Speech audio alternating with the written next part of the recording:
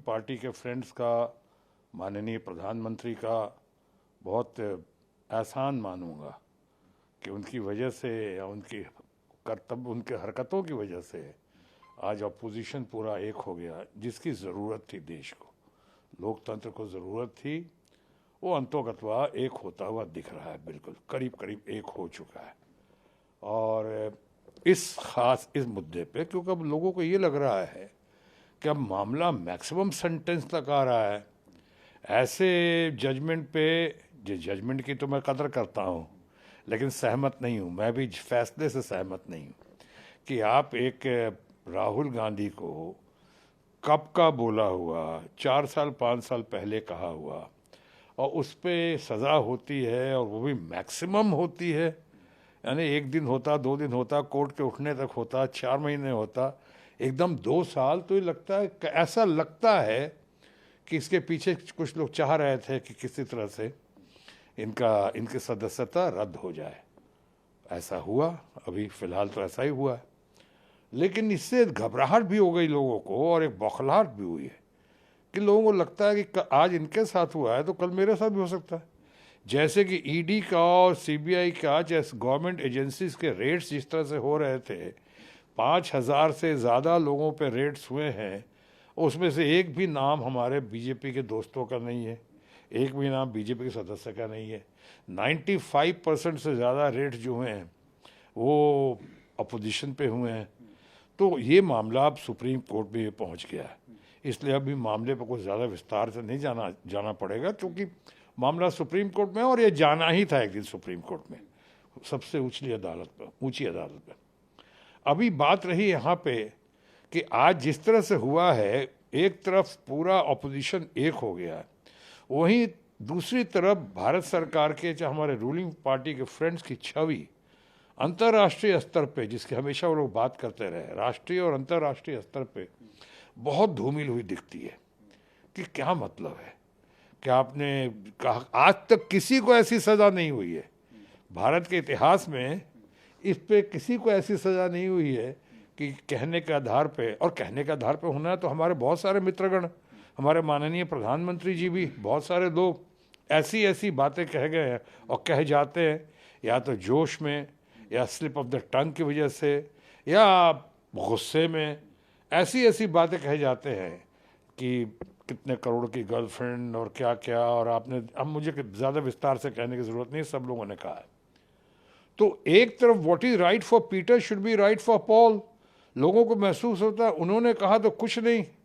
यानी वही जो गाना है ना कि हम करें तो रासलीला और वो करें तो कोई बात नहीं, तो हम करें तो कैरेक्टर ढीला, इस तरह की बातें हुई हैं। तो आज अंतोगत्वा जो जिस तरह से पार्लियामेंट को नहीं चलना था, मैंने शुरू में ही कह दिया था, मुझे नहीं दिख रहा था कि पार्लियामेंट चलेगा, क्योंकि ऐसा पॉइंट लाया था उन्होंने जो कि राहुल गांधी या उनके बहुत सारे समर्थकों का मानना था, उनकी पार्टी के अलावा भी, कि साहब यहाँ पे उन्होंने ऐसी कोई बात नहीं की है जिसके लिए उनको माफ़ी मांगना पड़े। ये तो रूलिंग पार्टी की तरफ से, हमारे दोस्तों की तरफ से एक बहाना क्रिएट किया हुआ दिखा। जाना था मुझसे दूर, बहाने बना लिए, यानी उन्होंने बहाने बना लिए कि माफ़ी मांगो। अब ऐसा कैश 22 फंसा कि माफ़ी उनको माफ़ी मांगनी थी, न नॉर्मल तेल होता न राधा नाचती, तो नॉर्मल तेल हुआ ही नहीं, उन्होंने माफ़ी मांगा नहीं, उन्होंने कहा हम चलने नहीं देंगे। भारत के इतिहास में पहली बार हुआ कि सत्ताधारी ने, रूलिंग पार्टी ने पार्लियामेंट को नहीं चलने दिया, व्यवधान पैदा किया, रुकावट पैदा की, और आज भी चल रहा है। ऊपर से अब ये हो गया है, ये फैसला जो विपक्ष के ऊपर, लोकतंत्र के ऊपर बहुत बड़ा प्रहार दिखता है बहुत सारे लोगों को। तो मैं एक तरफ कहूँगा कि पार्लियामेंट तो लगता है आज ही कल परसों में कभी भी, ऐसी संभावना है कि समय से बहुत पहले ही उठ जाएगा ये सेशन। और दूसरी तरफ मैं ये भी कहूँगा आपसे कि जिस तरह से हुआ है ये फैसला, और फैसला का जिस तरह से रूलिंग पार्टी ने स्वागत किया है, यानी रूलिंग पार्टी ने स्वागत किया, ऐसा लगता है जैसे चाह रहे थे कि ऐसा कुछ रीज़न मिल जाए, ऐसा कुछ बहाना मिल जाए ताकि हम सदन को पहले ही स्थगित करा सकें, समय से पहले, और किसी तरह से उनकी सदस्यता हम भंग कर सकें।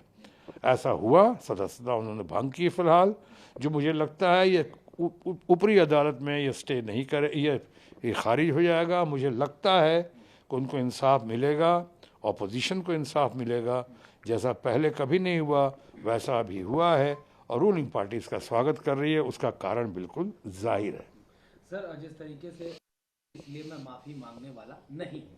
आज पूरी कांग्रेस ने राजघाट पे प्रदर्शन किया।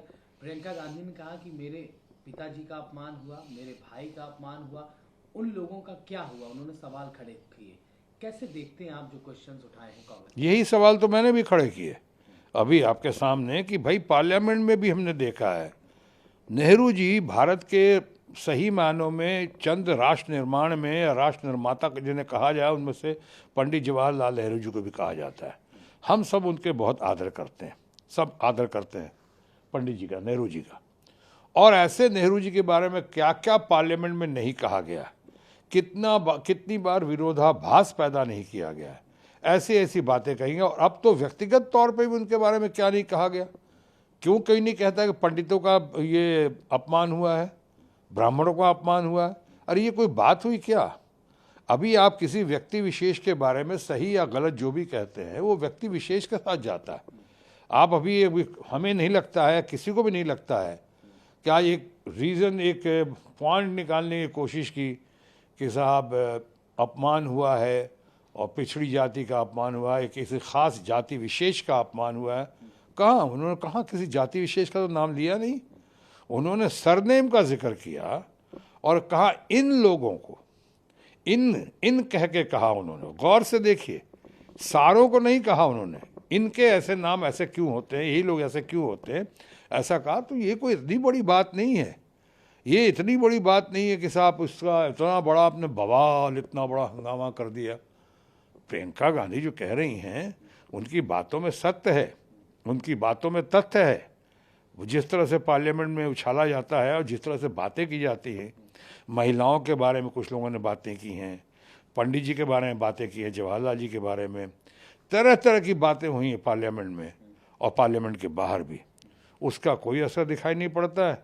राहुल गांधी ने तथाकथित कुछ बातें ऐसी कहीं जिस पे लेके इतना प्रचार किया गया, जिसका तो प्रचार मंत्रालय तो रूलिंग पार्टी के दोस्तों के पास है ही, प्रचार मंत्रालय है, ट्रोल मंत्रालय है, और प्रचार किया गया और ट्रोल मंत्रालय और प्रचार मंत्रालय के ज़रिए और हमारे प्रचार मंत्रियों के ज़रिए वो प्रहार भी किया गया राहुल गांधी पे।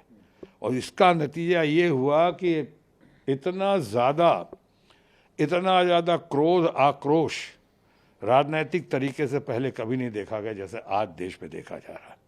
और ये जो समर्थन राहुल गांधी के लिए ही नहीं है सिर्फ, वो तो हैं, बहुत बड़े नेता हैं, यूथ आइकॉन हैं, बहुत लोकप्रिय हैं। उन्होंने भारत जोड़ो यात्रा जो की वो तो दुनिया देख रही और मान रही कि ऐसी क्रांतिकारी यात्रा तो आज तक पहले कभी नहीं हुई होगी। वो सब तो करके दिखाया उन्होंने। कल के भी प्रेस कॉन्फ्रेंस में जो उन्होंने कहा कि हम माफ़ी नहीं मांगेंगे, तो माफ़ी किस बात की मांगे?